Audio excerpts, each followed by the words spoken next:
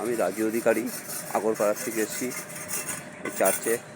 Prayer শেষ হলো 9:30টার সময়। এখানে এসেছি চার্চে, জালালখালি চার্চে এসেছি, ক্যাথলিক চার্চ জালালখালিতে এসেছি আমি।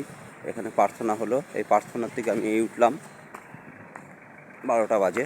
এখন প্রার্থনা থেকে উঠলাম, আবার প্রার্থনা 12টার পর থেকে শুরু হবে 2:30টা অবধি। তারপরে সাক্ষ্য দেওয়া হবে, 600 মানুষ সাক্ষ্য দেবে এই জালালখালি চার্চে। 5 তারিখে এখানে অনুষ্ঠান আছে, জিসাসের প্রোগ্রাম আছে, অনুষ্ঠান আছে। দেখুন কত বড় এরিয়া নিয়ে চার্চ, প্যান্ডেল করা হয়েছে। এরকম বড় বড় 2-3টে প্যান্ডেল হয়েছে চার্চের ভিতরে।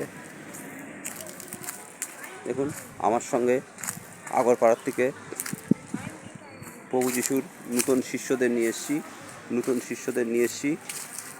আর এটা হচ্ছে খাবারের ঘর।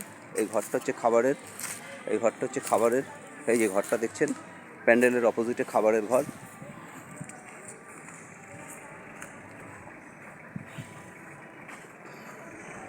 প্রত্যেকটা মানুষজন কষ্টে ভুগছে, রোগ ব্যাধি নিয়ে ভুগছে, তাদের জন্য আমি প্রার্থনা করেছি, তাদের জন্য আরও প্রার্থনা করব।